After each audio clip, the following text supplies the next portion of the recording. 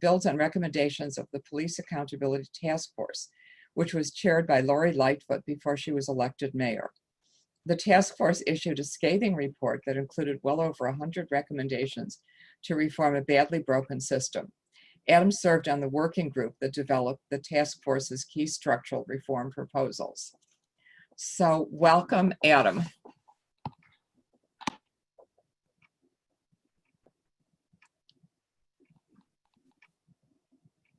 Thank you so much. I was struggling to connect. Was that my prompt to begin? Yes, yes. Okay. We introduced you, or I introduced you.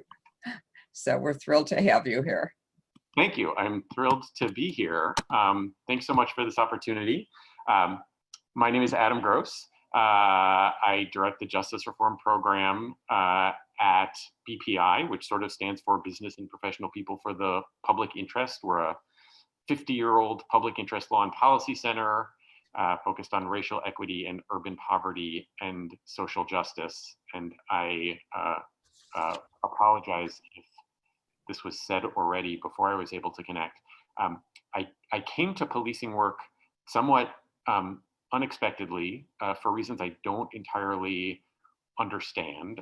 I was asked to work as part of the Police Accountability Task Force that was created after the release of the video of the murder of Laquan McDonald. The task force was chaired by Lori Lightfoot, who I think has gone on other things now. And the task force issued a really scathing report that included over 100 recommendations about how to improve the police accountability system. And I was part of a working group on the task force that developed a lot of the big recommendations for structural reform to the police accountability system. One of the key recommendations was to create a community oversight board, which is something that I'll talk about in a little bit. For the last 4 years, I've worked very closely with a coalition called the Grassroots Alliance for Police Accountability. It's a coalition of community-based organizations that came together to bring that task force recommendation to create a community oversight board to life. I hope GAPA is close to passing an ordinance that's going to create a new citywide body that is going to give Chicago residents a big role in the police oversight system and in police department policymaking. And it's also going to create new elected bodies in every police district that are going to work to improve police community relations. And again, we'll go into some more detail about that in a little bit. So we're here tonight to talk about police reform. And I'm going to talk about 3 things related to police reform, where we've been, where we are, and where we're going. But first, I want to talk about a couple of things that I think need to frame any discussion about police reform.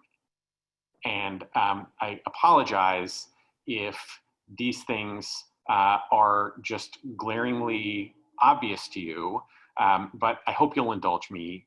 Conversations about police reform are really hard. The stakes are really high. And I think it's important to keep conversations rooted as much as possible in some shared principles and some shared understandings. But maybe before diving into this, I should say I was talking a bit about how I'm qualified to talk about this work. The most important qualification for me to be here tonight is that I am Merle Gross's son, and so I hope if, as I'm talking, I say things that you don't like, you won't let her know, or that you'll be very gentle and figure out some nice way to convey your feelings to her, like put some positive spin on it, like I know Daniel is the smarter son or something. That's fine. She'll feel better about that. So 3 things that I think we need to have sort of in the front of our minds anytime we talk about policing and police reform. The first is that when we talk about policing and policing reform, we should always keep in the front of our minds that what we really care about is public safety. We care about safe and strong neighborhoods. We want less crime. We want less violence. Policing is one way to increase public safety and to reduce crime and to reduce violence. It isn't the only thing we do to increase public safety and to reduce crime and violence. So when we talk about policing, we need to think about it as part of an interconnected set of systems that should work together to keep us safe. So we can and we should ask the question, how can we fix the police department? But when we work to answer that question, we need to always remember that the bigger, more important question is, how can we keep our families and our neighborhoods and our city safe? And those two questions may be related, but they aren't the same question. And if we focus most of our attention on the first question, how can we fix the police department, we might miss answers to the bigger and more important question, which is, how can we keep our families and our neighborhoods and our cities safe? So that's point one.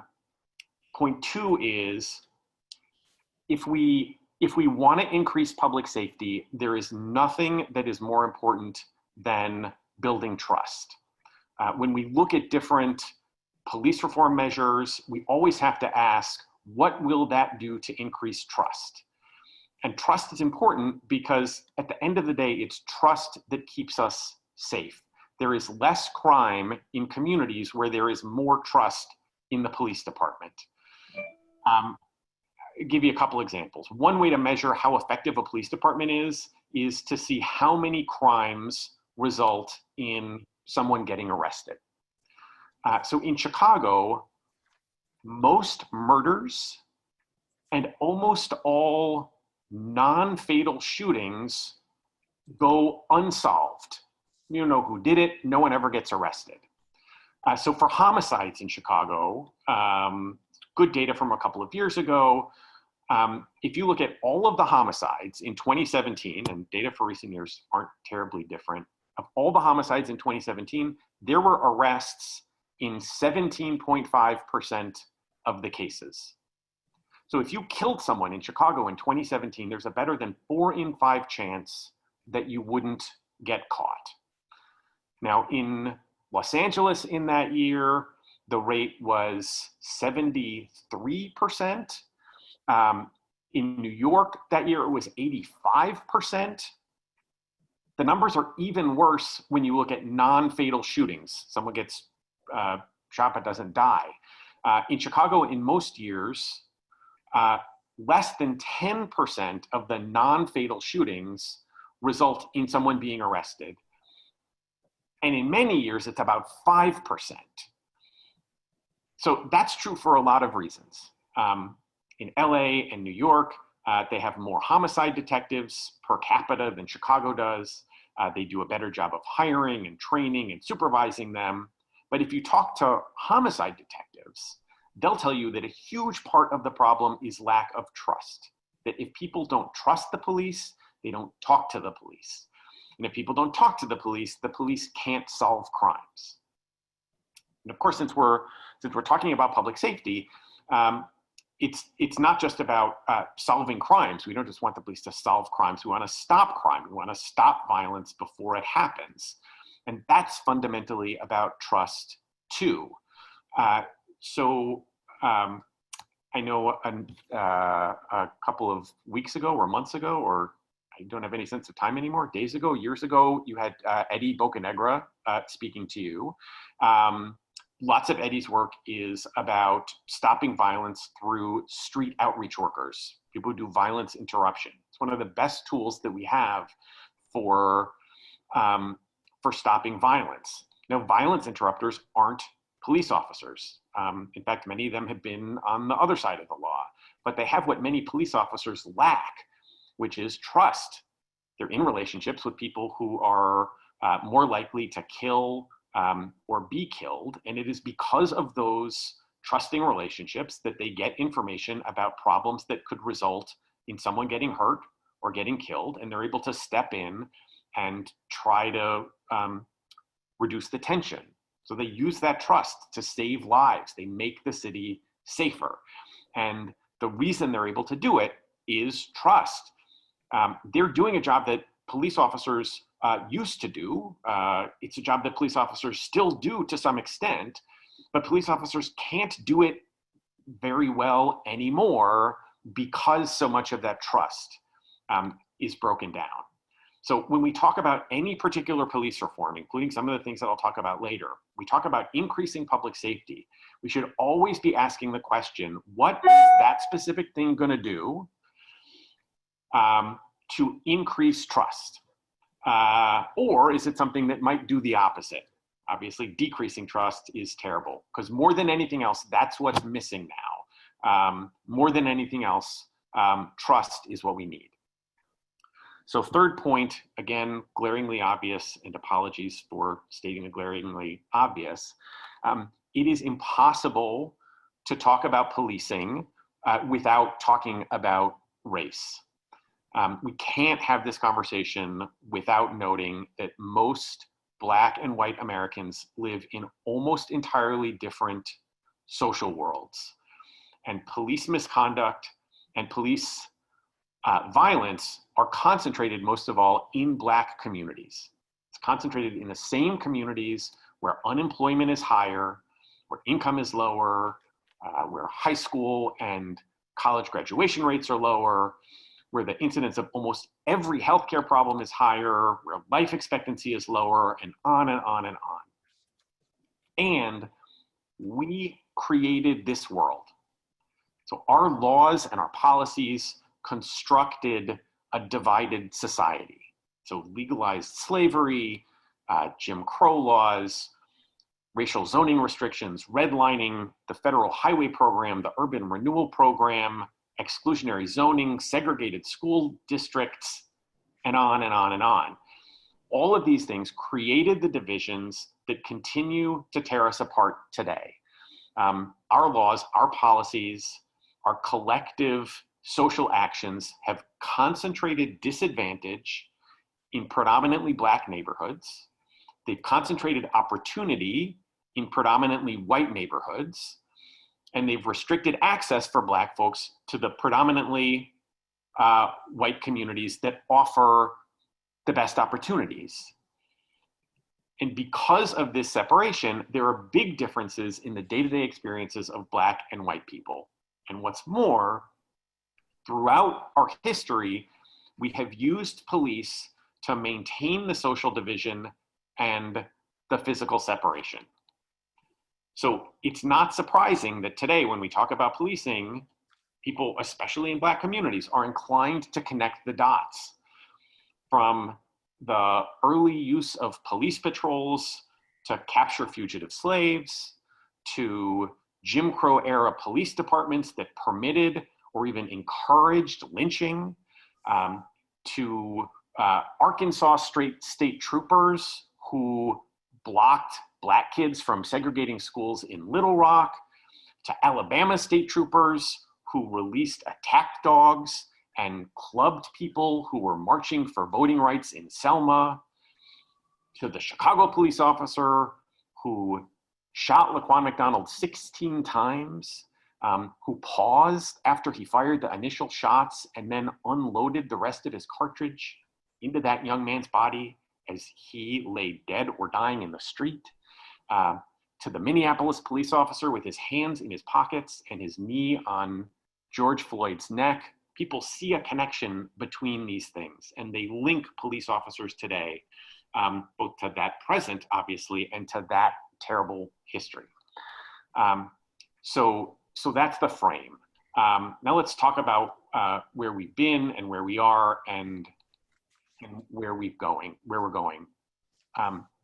Now, despite those points that I just made, I'm going to narrow the focus for a few minutes and just talk about policing and police reform, not the larger public safety issues. And it's important to note when we talk about how we got here that these aren't new issues. Folks on the South and West Side have been talking about policing issues for decades. The first commission in the United States to examine police brutality was convened in 1894 in Chicago. 47 years ago, the Metcalf Commission, a Blue Ribbon Commission, met and made recommendations that looked in many ways like the recommendations that we're talking about today. So this is old stuff, and we haven't come that far. But when we talk about the present day, there are two reports that came in the wake of the release of the video of the murder of Laquan McDonald that do a pretty good job of laying out the need for reform. And that also make clear what some of the big challenges are. So one was a report from the Police Accountability Task Force that I worked with. That report came out in April of 2016. Second report was a report from the US Department of Justice that came out in January of 2017 after a year-long investigation that was focused on use of force in Chicago. So what did the reports find? Three big things. I could go into detail about all of them. In the interest of time, I'll skip a lot of the detail and ask questions if you want. We can come back to it. First, they both found the use of excessive force is widespread. Second, police officers are more likely to use improper force on Black and Latinx people. Third, the problem is not so much bad police officers, it's about a broken system. It's about bad policies, it's about bad training, it's about bad supervision, it's about bad oversight and accountability. And I can just give you a handful of examples.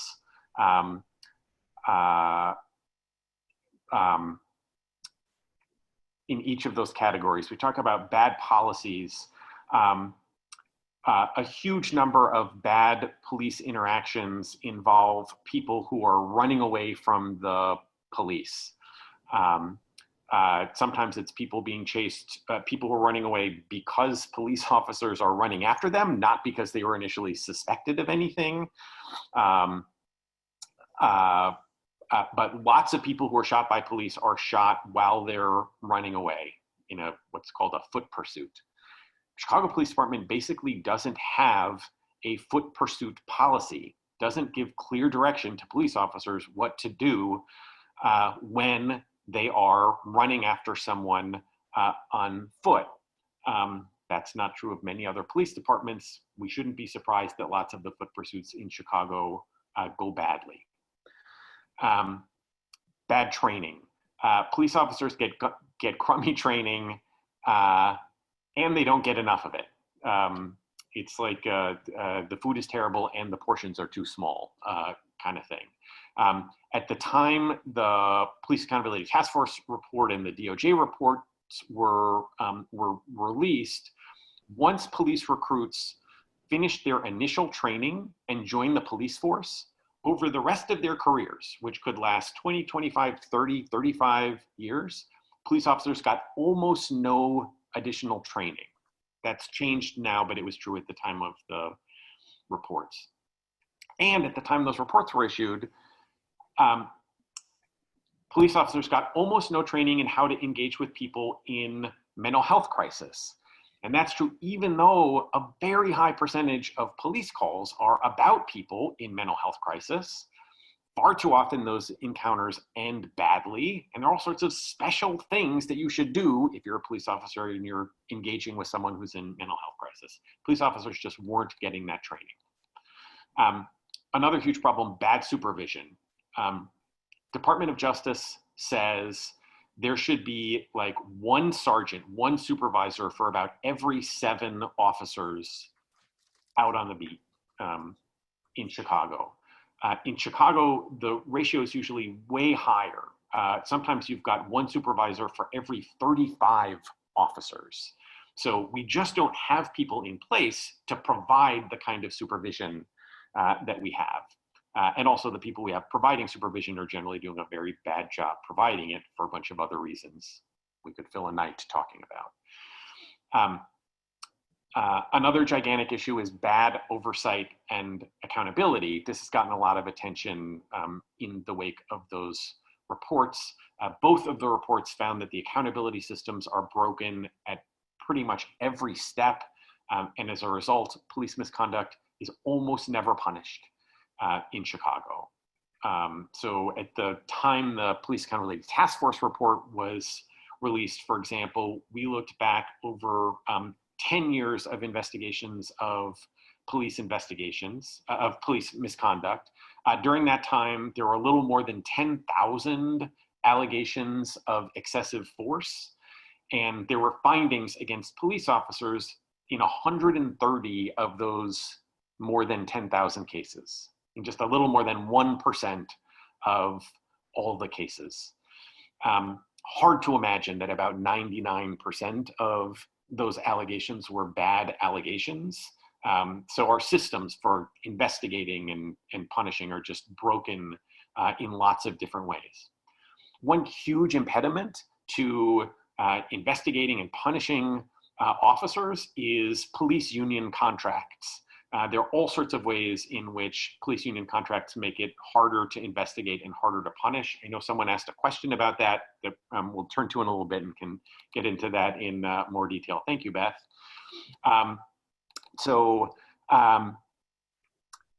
Let's talk about where we are now in the wake of those reports. So both the task force and the Department of Justice reports led to a bunch of changes.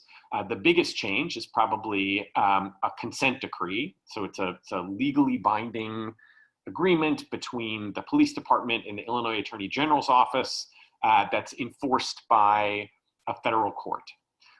Usually when you have a Department of Justice report on a police department, that leads, excuse me, to a Department of Justice lawsuit.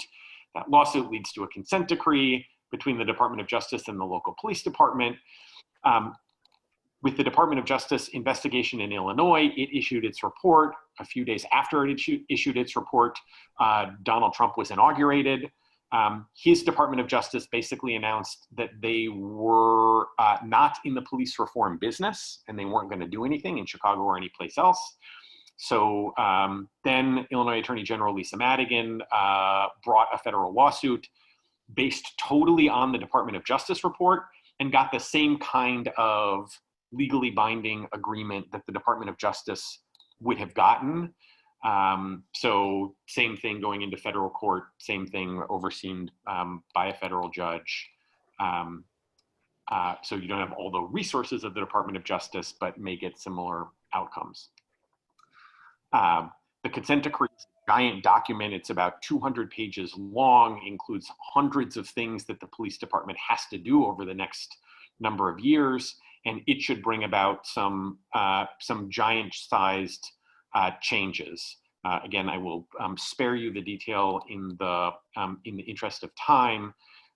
Some of the changes called for in the consent decree have been implemented, but we just need to acknowledge it is a many years long process. So they have already significantly increased the amount of training that police officers will get in any given year. They've updated use of force policies. They've created a new unit that is looking at every incident, every time force gets used, to say, like, what happened and what can we learn from that experience? Something you hope the police department would have been doing years ago, but they've only recently started to do. But we're really just about a year into this process. The police department has missed a ton of deadlines under the consent decree.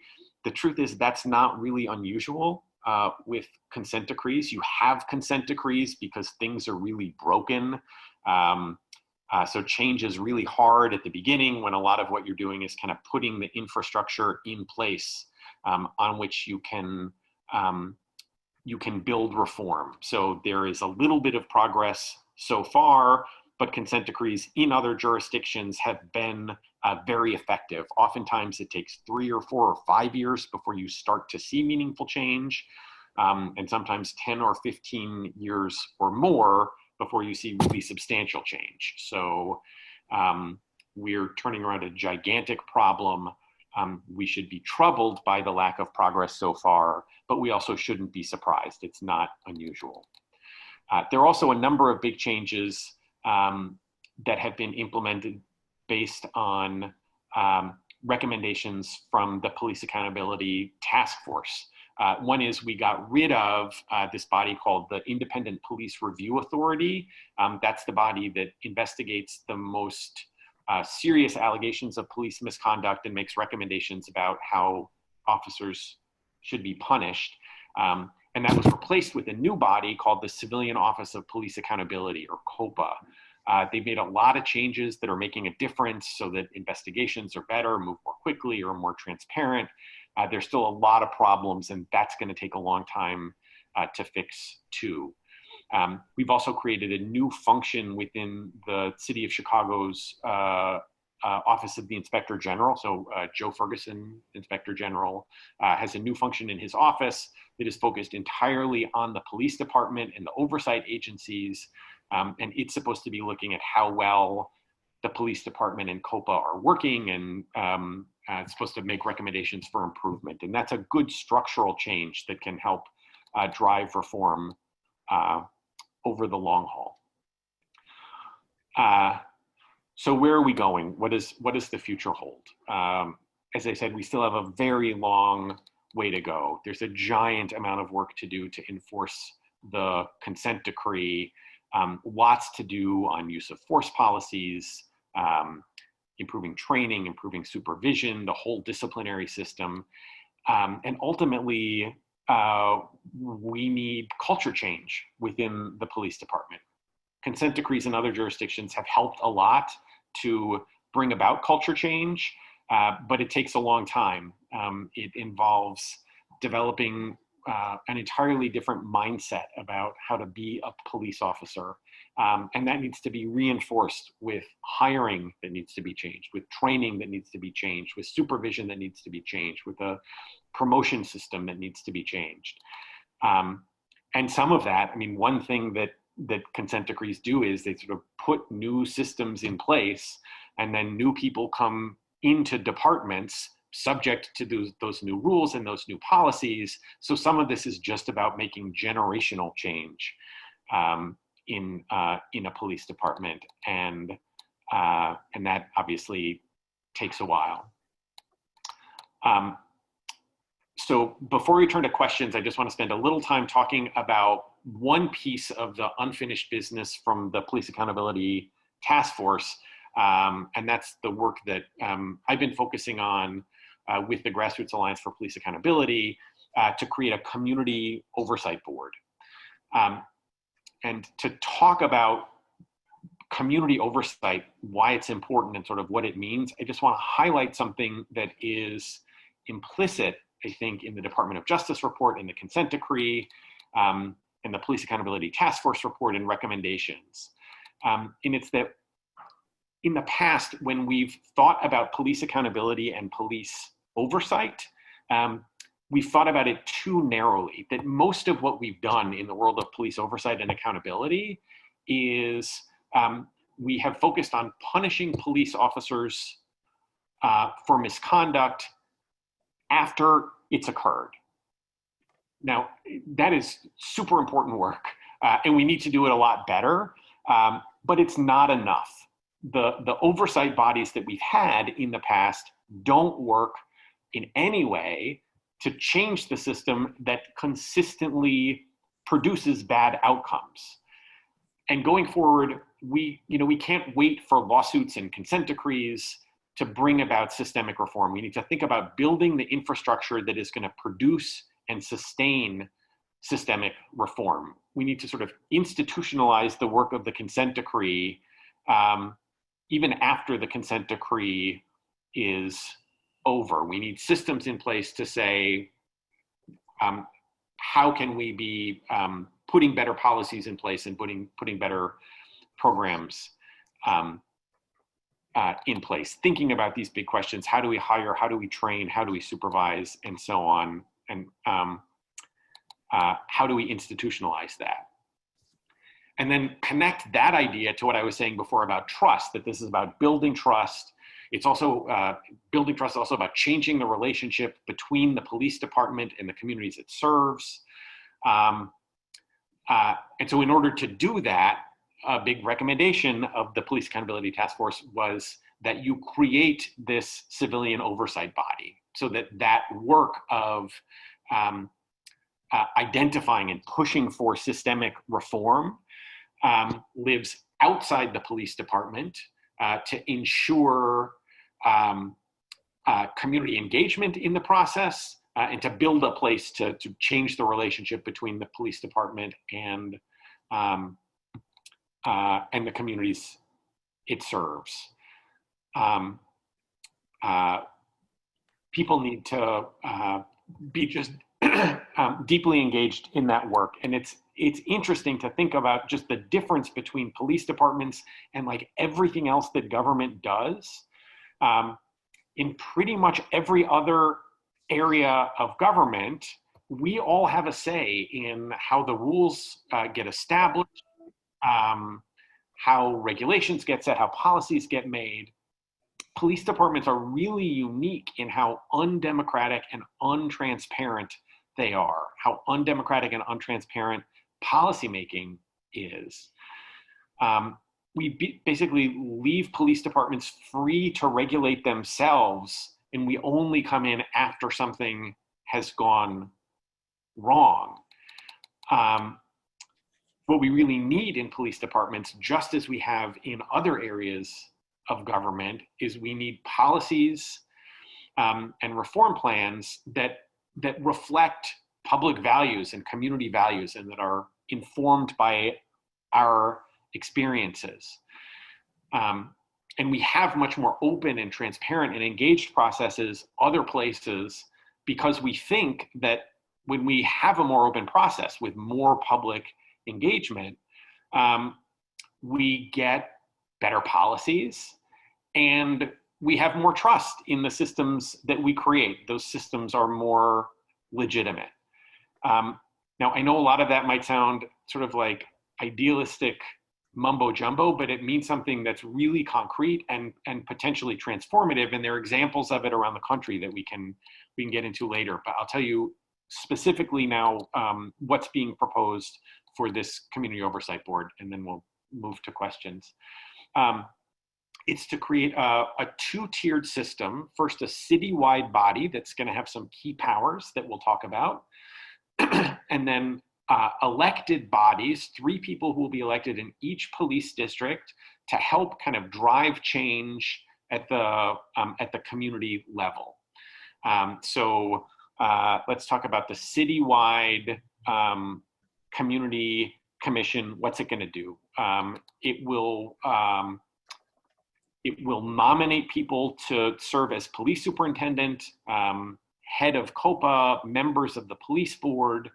The mayor will have the final say, but what it means is that the mayor will choose from a list created by this body. So at the end of the day, every police superintendent, for example, will have the support both of this community body and the mayor and the city council. This body will set annual goals for the police department and COPA and the police board, and every year will evaluate progress that the police department makes towards those goals. It'll do that all in a public way and with public input. Again, to the limited extent that the police department historically has set goals for itself, hasn't done it transparently, it hasn't done it in a way that has involved any kind of community input. So this is a really significant change, both in selecting the leadership and in setting the goals. And this citywide body will set police department policy. Now, that certainly doesn't mean that the police department won't have a say in setting its own policy. In other cities that have things like this, the vast majority of policy is still written by the police department, but is reviewed and ultimately voted on by the civilian commission. And the commission won't be able to do anything over the objection of the police department. They need to find consensus. So police department policy will have to have the support of both the police department and the commission, but it means that the police department won't be able to set policy on its own without input.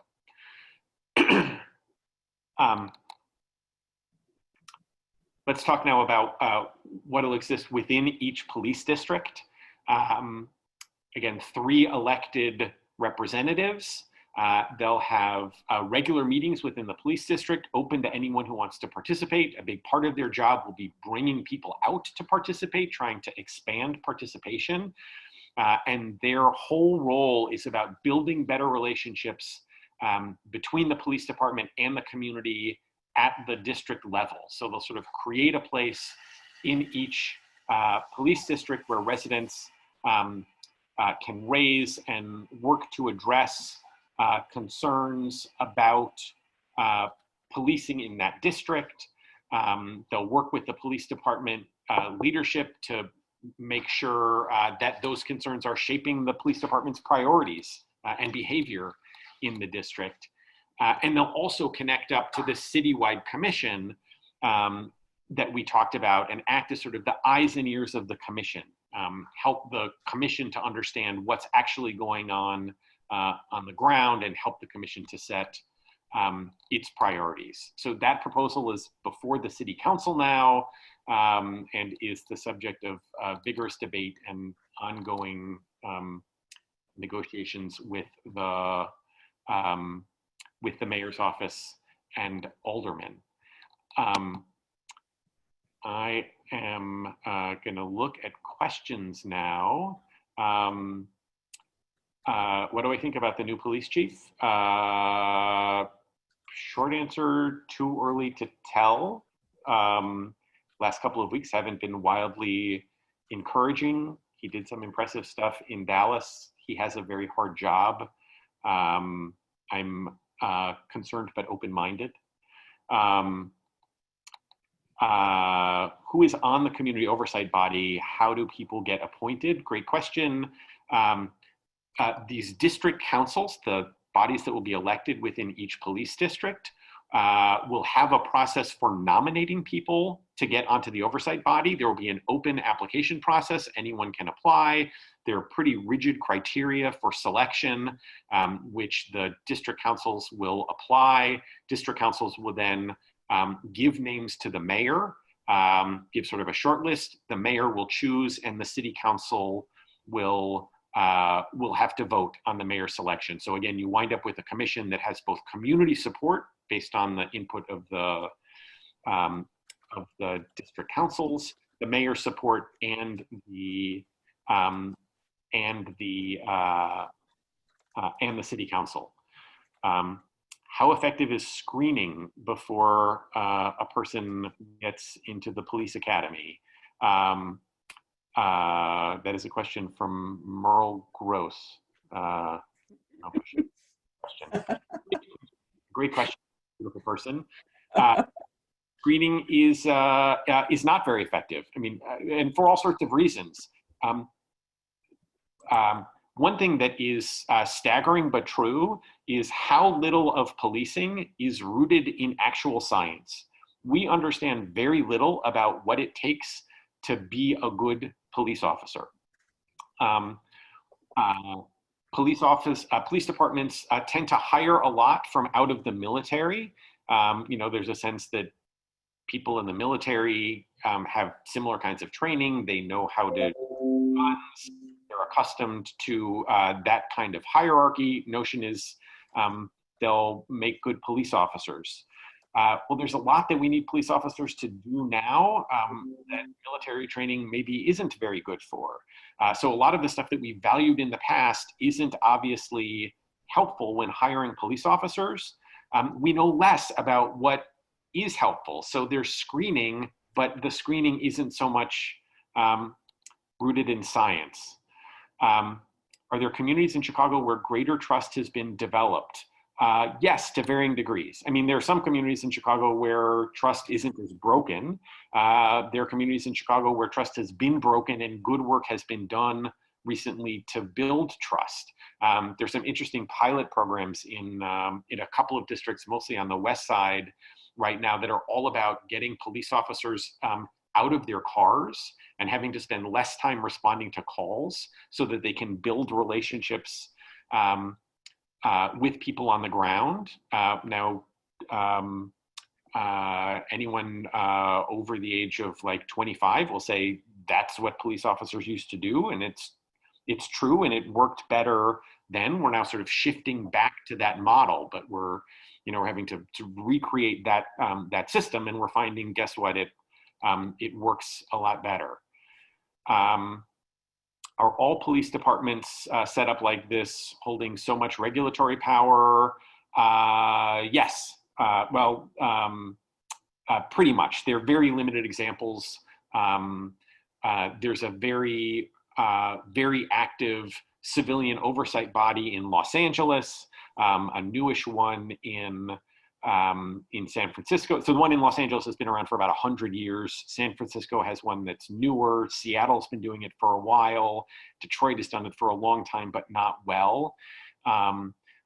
So most of what I described, most of the stuff that I described that was broken, including the extent to which police departments sort of control the process, describes the vast majority of police departments everywhere in the country. This new model that I'm talking about, that involves much more civilian engagement, is something that's being talked about a lot around the country, sometimes as part of consent decrees, but there are very few examples of it. And the fact that there are very few examples of it is making it harder to push for this in Chicago, because it's harder to say, here's a thing that's worked, let's just do that. There's a question about police unions and police union contracts. Beth also had a question about police union contracts. Union contracts, as I said before, are a huge problem because they, among other things, help to hide police misconduct. And obviously, we can't hold officers accountable for misconduct that's hidden. I'll tell you, when we were doing work with the Police Accountability Task Force and we started digging into the police union contracts, we had up to that point spent a bunch of time talking about the code of silence. And people sort of thought about the code of silence as this set of private understandings among police officers about how, I'm not going to say, if I see you do a bad thing, I've got your back, we're not going to share stuff. And then we read the police union contract, and sort of our conclusion was the code of silence isn't just these private understandings among police officers. The code of silence is written into official policy by way of the police union contracts. That the contracts make it harder for people to report police misconduct. They make it easier for police officers to lie about police misconduct. They require that police misconduct in some cases be ignored, that records of police misconduct be destroyed. And these are, these aren't things that the police department is coming up with on their own. These are contracts that, like, we the people sign off on. They're contracts between the city of Chicago and the police union, where we're basically deciding not to know about police misconduct. I'll give it like a specific example or two. If you want to file a complaint about police misconduct, that complaint doesn't need to be investigated unless you sign an affidavit, unless you basically complete this legal document that says, if I'm lying, you can send me to jail. And police unions will say, well, that's a reasonable thing. You don't want people lying on when they're reporting police misconduct. So this is just a way to weed out bad complaints.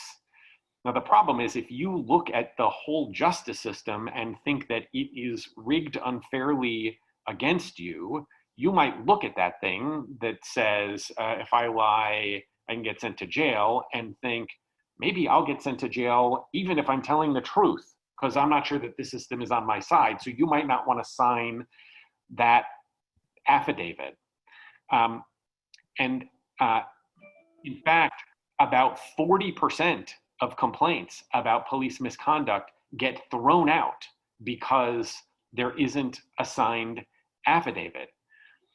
Now, is every one of those complaints that gets thrown out a good complaint? No. Or maybe not. I mean, the bottom line is we don't know. Maybe they are, maybe they aren't. We have a rule because of the contract that says we'll never find out because we're not obligated to do any investigation. It's legitimate to say you shouldn't punish a police officer if you don't have evidence about it, but we shouldn't go from there to don't investigate a complaint just because someone hasn't signed it. You can do some investigation, see if there's any backing for it. Another provision, another terrible provision, says that if a police officer is involved in a shooting, they have 24 hours before they can be interviewed about the shooting, interviewed by an investigator. And again, the police union says, well, that's going to help us get to the truth. These shootings are stressful. We want to give a police officer a chance to, cool down, take a shower, change clothes, come in, and then we'll get a better version of the story. So does that happen? Let's go back to the Laquan McDonald killing. In that case, there were 6 officers who filed police reports. And they didn't get interviewed until more than 24 hours after the shooting. They swore that their reports were true. Their reports all told virtually identical stories, and we now know from the video that the story that all 6 officers told was a lie, and they all told the same lie. Now, maybe that's a crazy coincidence, or maybe something happened in that 24 hours as a result of which police officers came out with the same story. So 2 examples of ways in which the police union contract is a huge impediment to accountability. The FOP contract is supposed to be negotiated now. They are pretty intransigent. The city of Chicago just negotiated a contract with police supervisors, a much smaller number of people on the police force. They made a number of changes based on things like the Police Accountability Task Force reports, but they didn't touch a bunch of the really big issues. So just based on the negotiation of this most recent contract, I'm not very encouraged that the city is going to make much progress with the FOP contract, but that's still out there waiting to be resolved.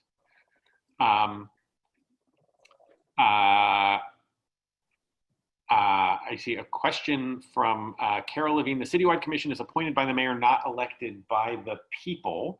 Carol asked another question about a competing proposal for changing this stuff that's put forth by a group called CPAC, or the proposal is to create something called CPAC, the Community Police Accountability Councils. And Carol asked about what the relationship is between the GAPA ordinance and the CPAC ordinance.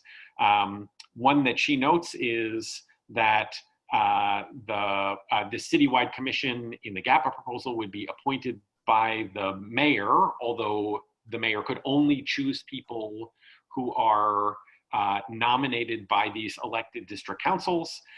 In the CPAC proposal, people would be elected to carry out a similar function. The big difference between GAPA and CPAC is that the GAPA ordinance sort of builds on the existing police oversight system. It creates new oversight and accountability measures, puts a ton of new checks and balances in place, but it's working within the existing structure of government. CPAC looks at the existing structure of government and says, that's failed us. And so it seeks to create something that is entirely new, that is beyond the reach of the mayor and beyond the reach of the city council. So CPAC would elect 11 people across the city, and that new elected body would basically do two things. It would take over the mayor's role in directing the police department. So instead of the mayor selecting the police superintendent, the elected CPAC would select the superintendent. This elected body would set the police department budget, it would negotiate contracts, and so on. It would also create a new system for disciplining officers, and that system of disciplining officers would also be run by those 11 elected people. So they could investigate misconduct, they could decide what the punishment would be, and then they could impose the punishment. And they'd have a big staff to do that. So I think sort of what CPAC does in essence is it sort of makes the police department its own branch of government, separate from the mayor and the city council, with its own elected leaders. The community members who put together the GAPA proposal looked really closely at the CPAC ordinance and didn't love that element of it. We have lots of relationships with people who are big CPAC supporters.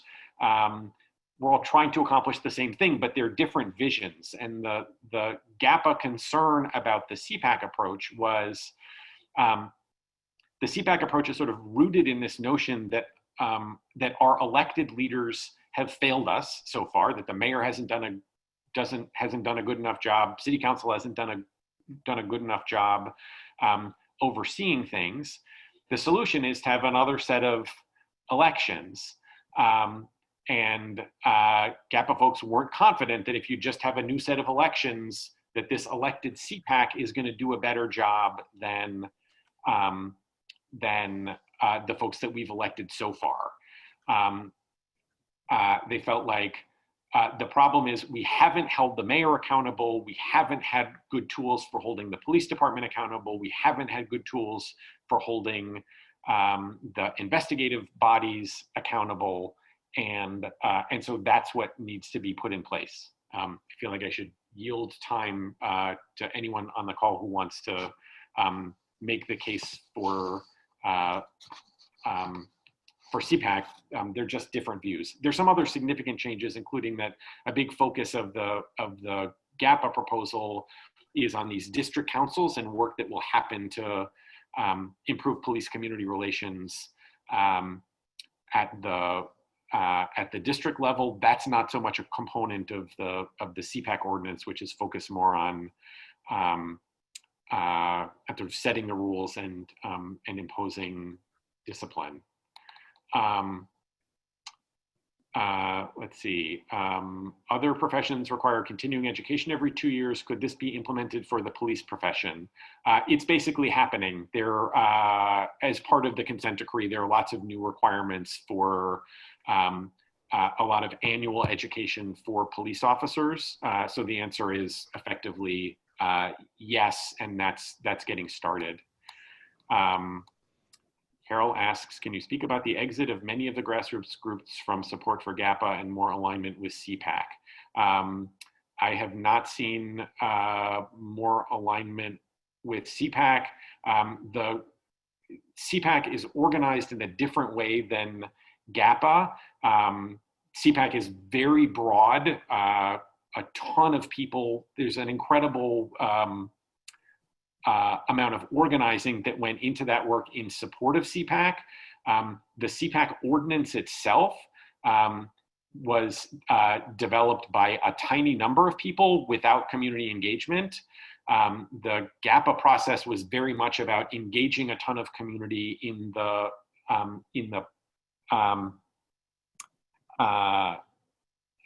creating the proposal, and that was that was super labor intensive. It involved a gigantic amount of work by literally hundreds of people, and really just sort of stretched the capacity of a bunch of organizations. So the biggest thing that led some groups to leave GAPA was that they were just overtaxed and couldn't keep working at that level.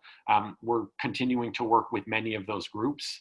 There are some groups that are aligned with both GAPA and CPAC, in part because they're community-driven efforts. There's support for them, for both of them, in lots of communities, and so there are groups that that were part of the GAPA process that are now also engaged directly with CPAC because they're broad community-driven efforts, and they want to work together with everybody.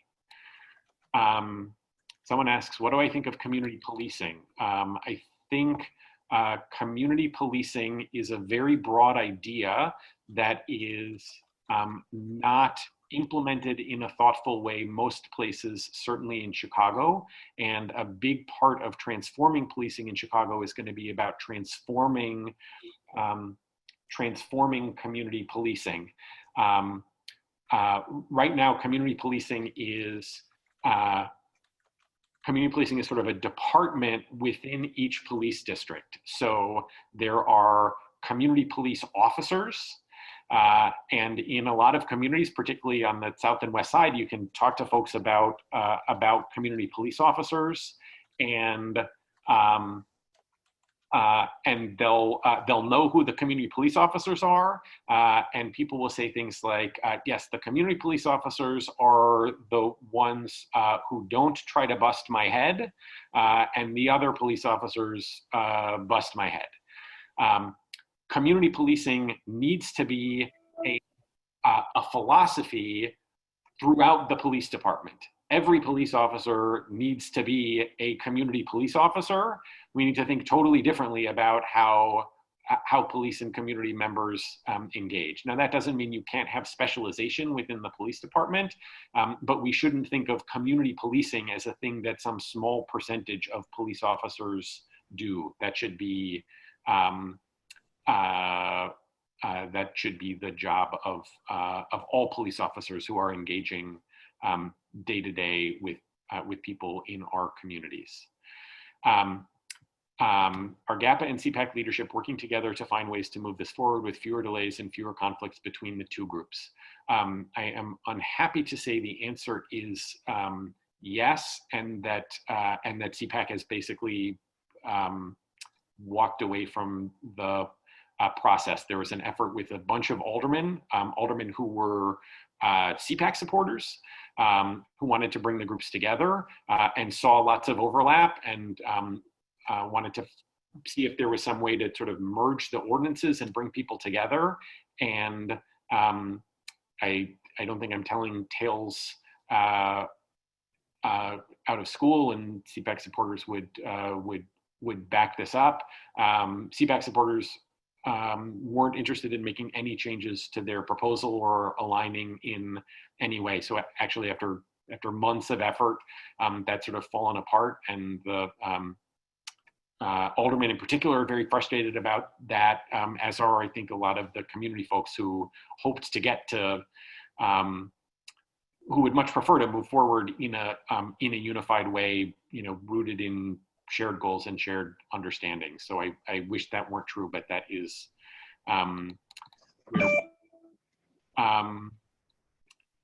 How do you break through with the police unions? That is a $500 million question.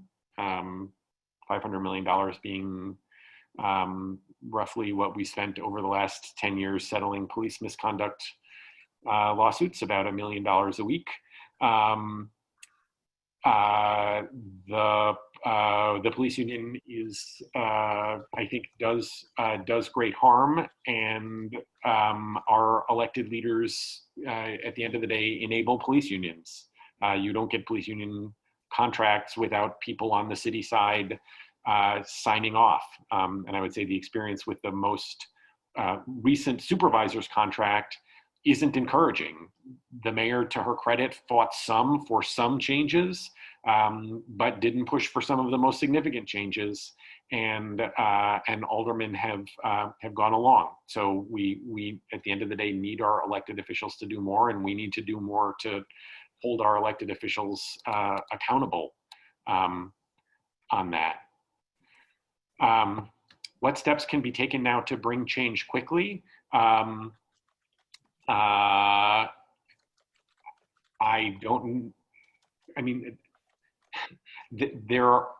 are things that we can do. I think the short answer is very little. Because the problems are giant sized, they're rooted in very broken systems, and lots of stuff needs to be fixed. There is, I think when you look at police reform efforts around the country, you oftentimes don't see meaningful change for 5 years or 10 years. And it's 5 or 10 years of doing really, really, really hard work.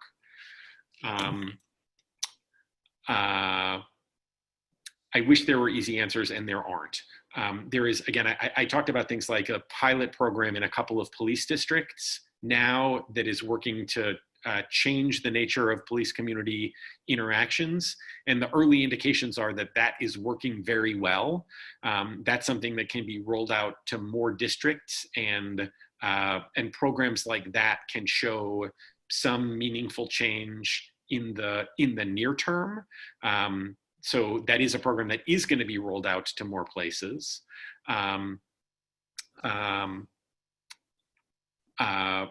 But even for that to work well is gonna take years. Beth asks, NCJW advocates for many issues. How do we engage our older people? Right, other ideas?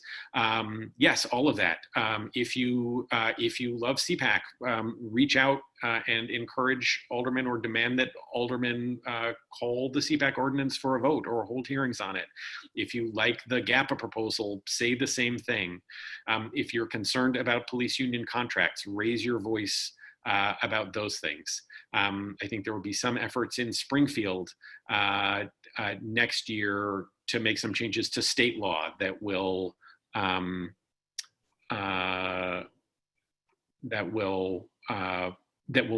make a difference. I think the biggest thing is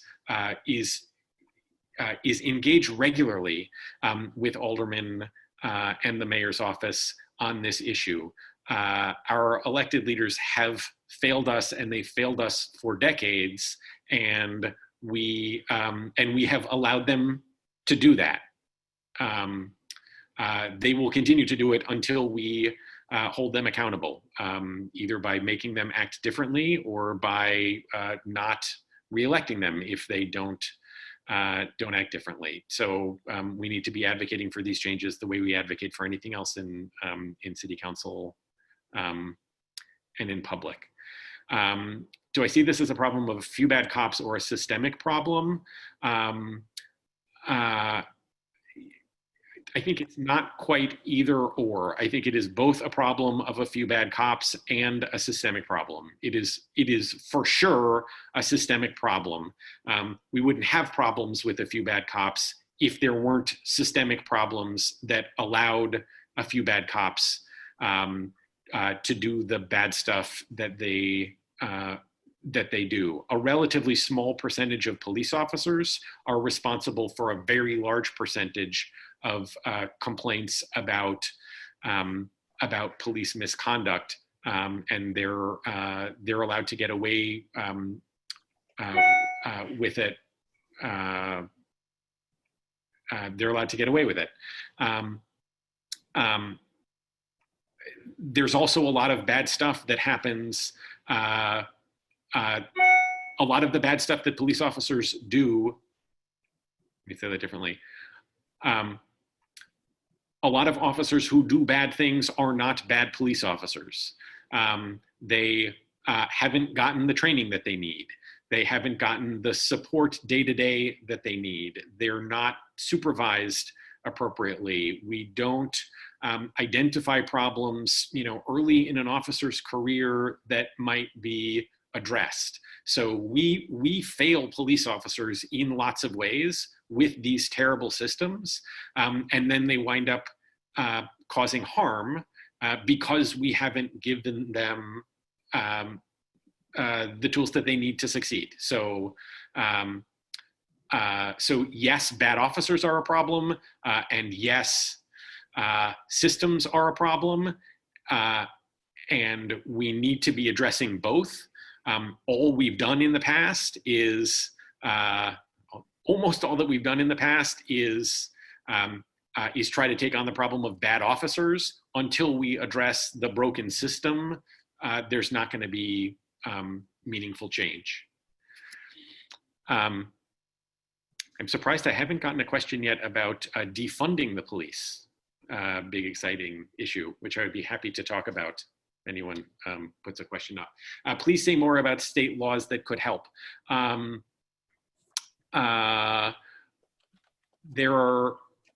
There's a lot of conversation happening now about what state laws might help.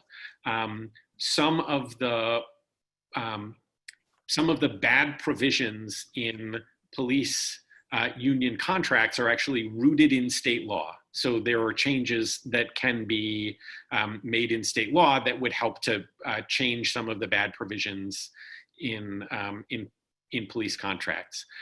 There's a question not totally resolved yet, whether some sort of formal licensing of police officers would help if there were statewide standards about licensure that would provide another mechanism for getting rid of police officers, and another way for ensuring that police officers who cause problems in one district can't be fired and rehired someplace else. There's some good experience with licensing systems in other jurisdictions.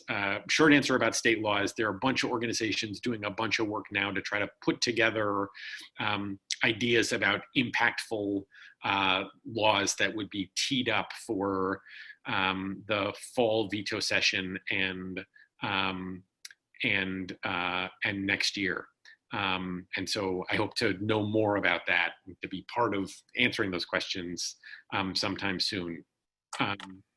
Beth asked a question about defunding the police. So that's something that I imagine you're all hearing a lot about, and I can also imagine for some people it seems a scary notion.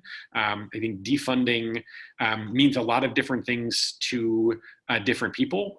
For some it means abolishing the police. For some it means that we need to think about more effective ways to use the resources that are now put into policing.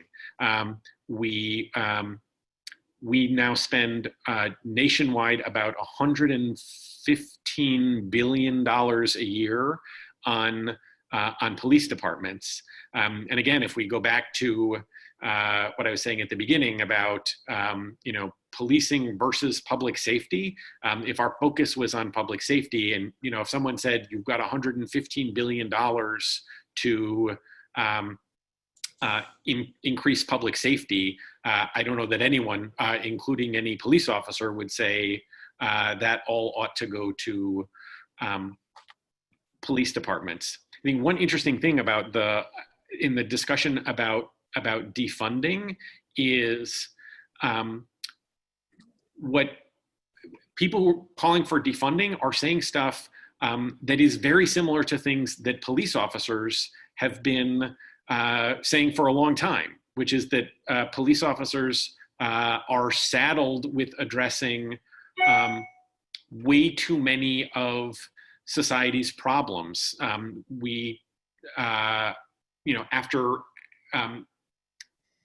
After over a period of decades, basically disinvesting in things like mental health systems and substance abuse programs and stuff like that, we now send police officers out to deal with substance abuse and mental illness and homelessness and domestic disputes even though they are totally unprepared for that work. They're not substance abuse experts. They're not psychologists. They're not social workers. They're not marriage counselors. They don't have the tools or the training to deal with the problems that we ask them to address. And we probably would never say, I doubt anyone on this call, like, if you have a mental health problem, the first thing we would want you to do is call a police officer. There are better ways to provide help. It's nutty that so look at what police officers wear. They have handcuffs, they have guns, they have batons, and then we send them out places to deal with people with undiagnosed mental illness. Like, how is your handcuffs or your gun or your baton helpful in dealing with that? How are those things going to help you when you walk into a home where people are in the middle of an ugly divorce? As we came to understand that was something that that police officers were dealing with more and more, part of our response was to give police officers tasers, so that they had something other than a gun to use to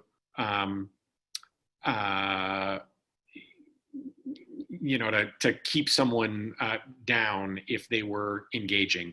And this just works terribly for everybody. So the police officers are going in to deal with stuff that they are not well suited to address. They're not solving the problems. Police officers then called back again and again to deal with the same problems, to deal with the problems they weren't equipped to deal with in the first place, or they use the tools that they have, like they make an arrest. That's not going to solve the substance abuse problem or the mental health issue in the long term. And when police officers are put in those situations, they're often, using force and using violence. People are getting hurt and they're getting killed. And that's just like contributing to this terrible cycle that continues to build the distrust in the police and the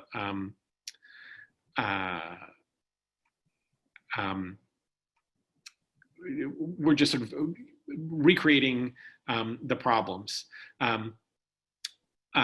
People who talk about defunding the police note something that's very true, which is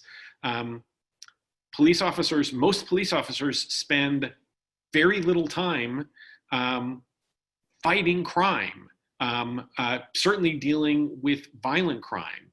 Most police officers in the course of a year, in the course of a career, may make very few arrests for violent felonies. They're spending most of their time doing these other things. So we should be thinking really differently about how we use our resources so that we can better address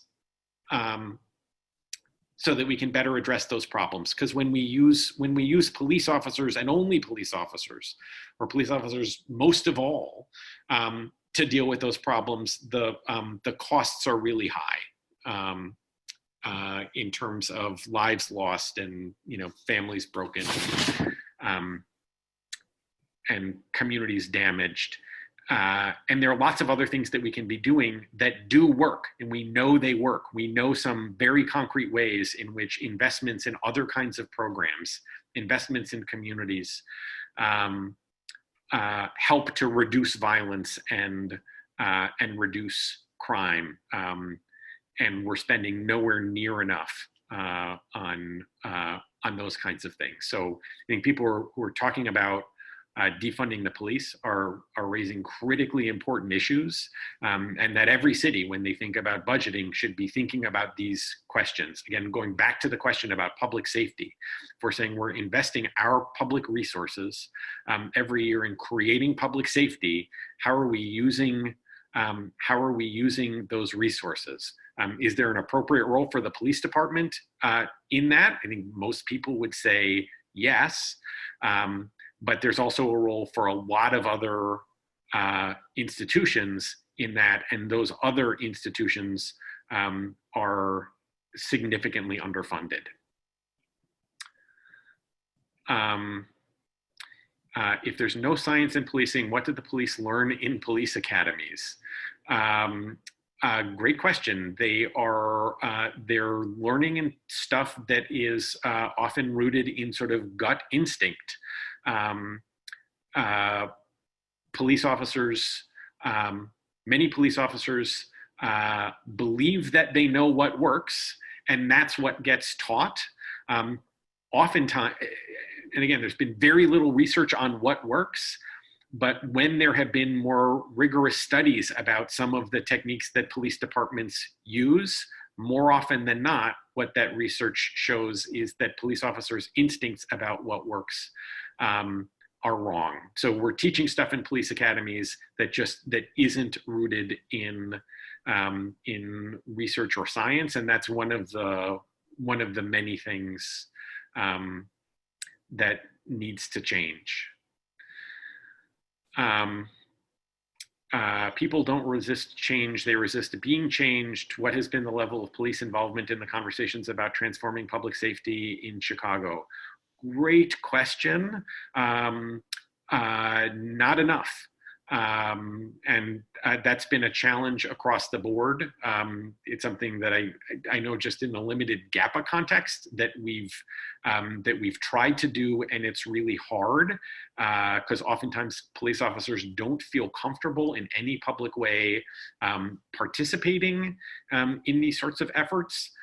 So I think the only way it's going to happen is if there's some direction from the police department for police to participate somehow, and that would be a vastly better world.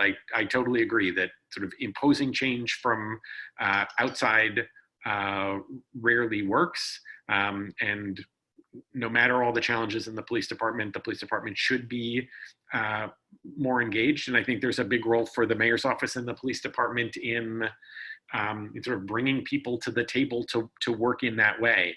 In a sense, that's what's happening in this handful of districts where we're experimenting with this new approach to policing and police community relations. The police are more directly engaged in that work, working collaboratively.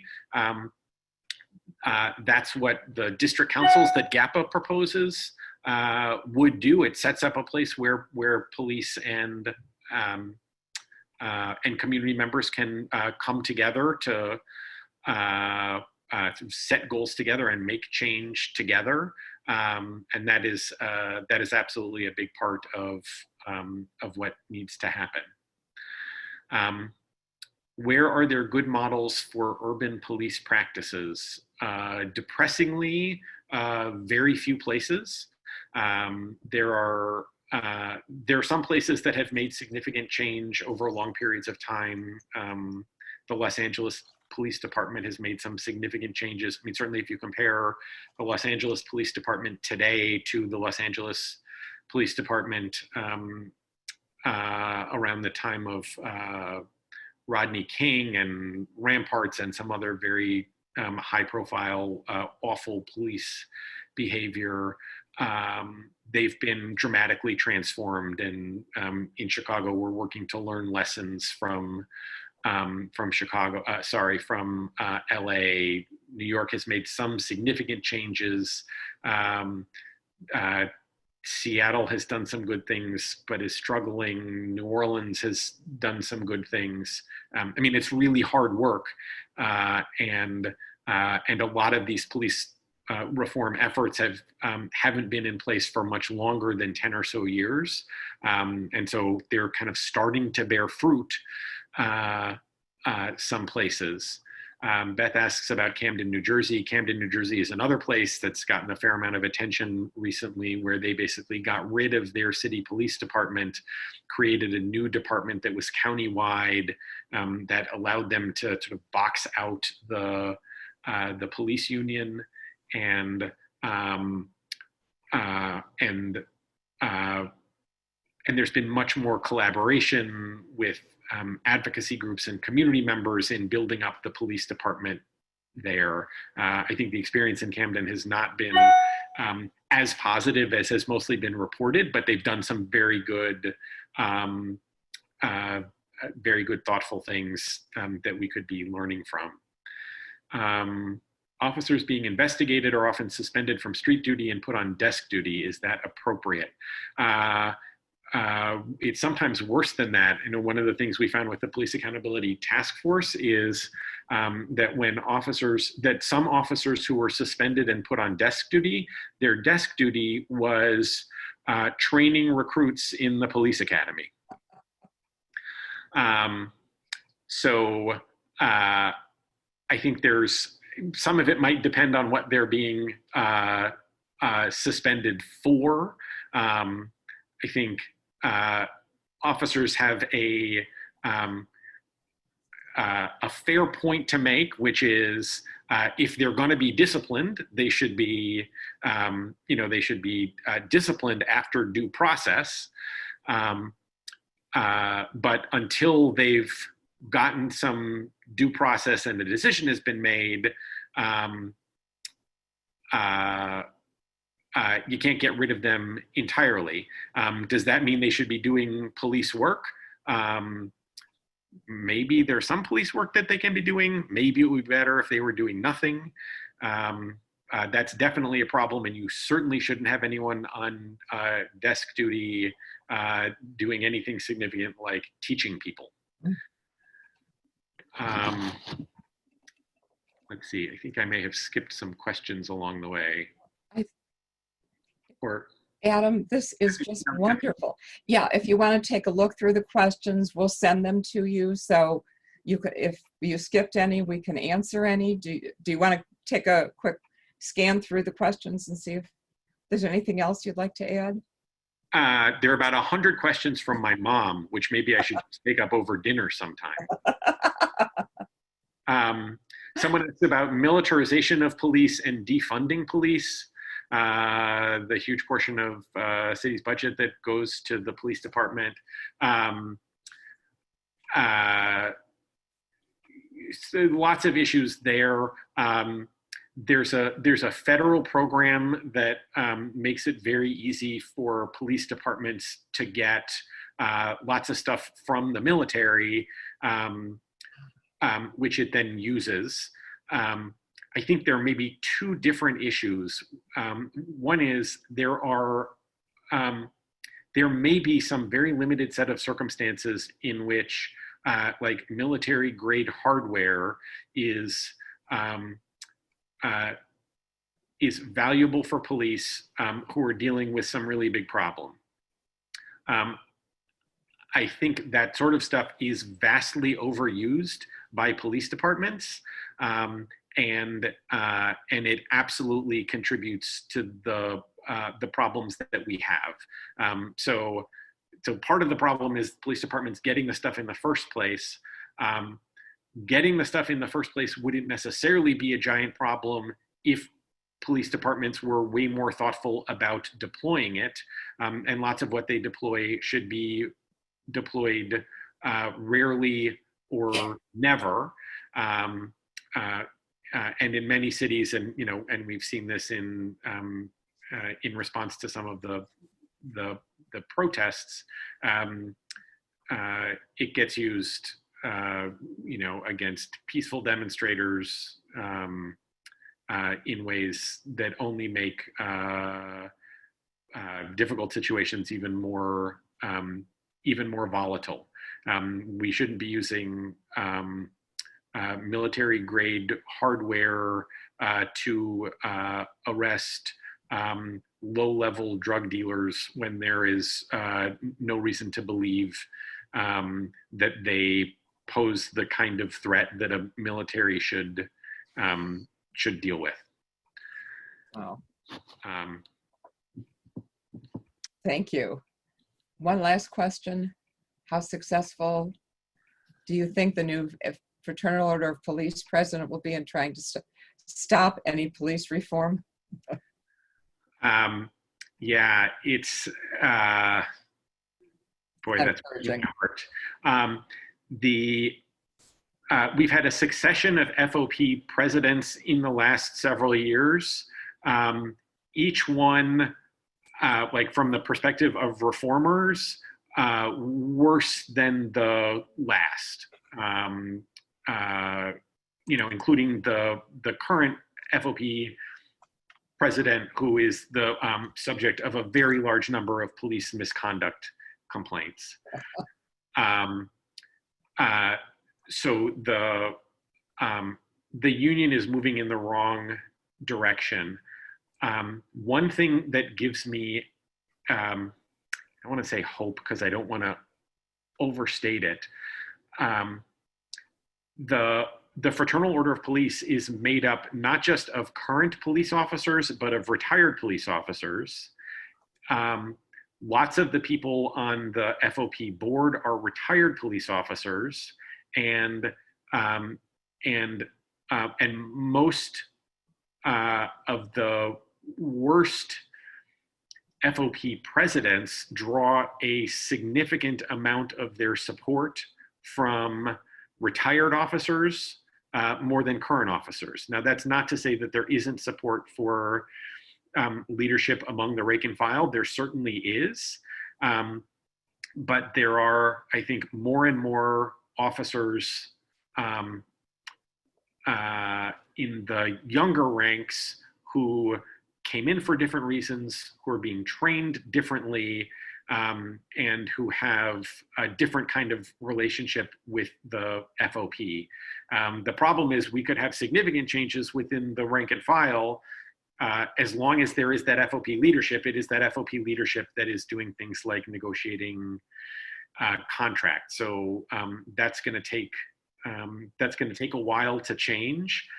But it is very interesting just to compare like the current crop of recruits to much older officers, and to compare the way that new officers are being trained. So specific example, something that the Police Accountability Task Force pushed for and is incorporated in the consent decree. New officers, while they're in the academy, are required to spend time in the communities where they're going to work. They need to get to know people, and they need to get to know organizations. In the past, we have this messed up system, again, reinforced by the police union contracts, that says police officers get assigned places based on their seniority.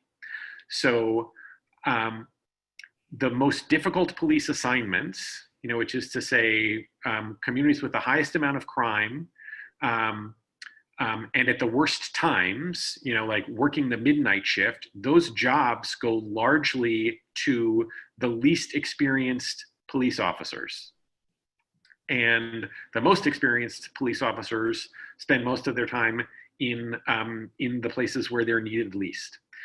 And the least experienced police officers are not only going into communities where they're sort of unprepared to work, but they're going into places in the past where they didn't have any relationships. So imagine if you're an officer who, say, grew up on the Northwest Side, don't have a great sense of the city, and then your first assignment is working in a community you know nothing about from 10 p.m. until 6 a.m., when the kind of people that you see aren't kids going to school, aren't grandmothers taking care of children, and moms and dads taking care of children. Like, you're not gonna see what you should see. You're not gonna know what you should know about that. So one of the specific recommendations of the Police Accountability Task Force, and something in the consent decree that's being implemented, is in the academy, new recruits are having to make connections in the community where they're going to go.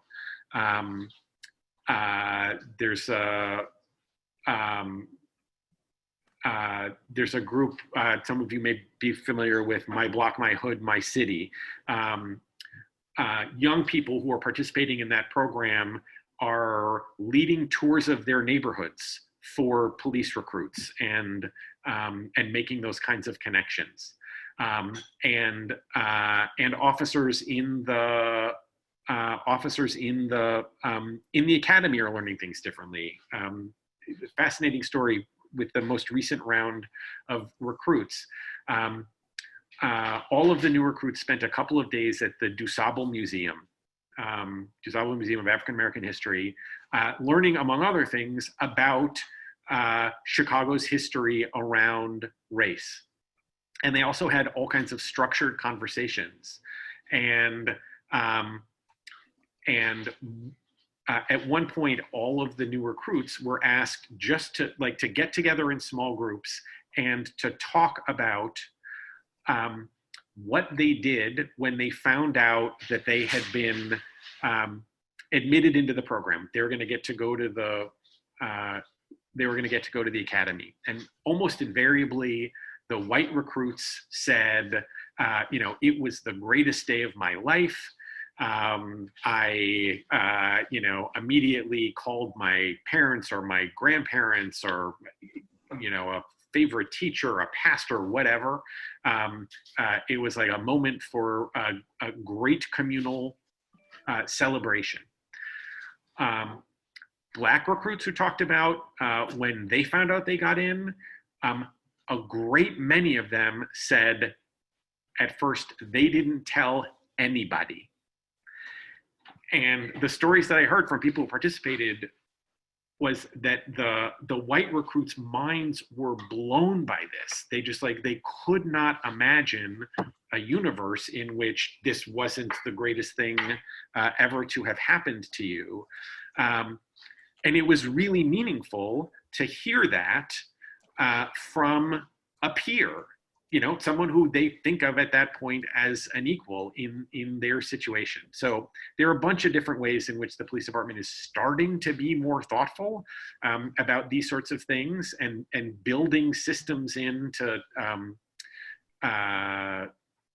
talk differently about issues and engage people in these issues differently. And again, we're talking about changing a culture that's been built up over hundreds of years and is broken. It's going to take a long time to change that culture, but these kinds of things are making a difference day to day, week to week, year to year. Adam, thank you. We've been talking an hour and a half, so this has just been wonderful. Thank you so much. I have to defend your mom. My son and stepdaughter were here and said, you've just been fabulous. And they both got a big background in this, so thank you. Again, and any quick last questions, we'll go through them. And I don't think you missed much of anything. We'll get them out to you and get back to everyone with the answers. There's one on the call who always knows how to find me. Right. So we're very, very, very grateful to you. Just Thank you so much. Certainly giving me a huge different perspective of everything, including some positive thoughts that there changes being made slowly. Yeah. So this is terrific. Thank you. Thank you. I really appreciate the. Oh, thank you so much. Okay. I can see everyone clapping. So thanks. Thank you so much. Thank you, everyone who's attended. We'll get back to you. Okay. Any parting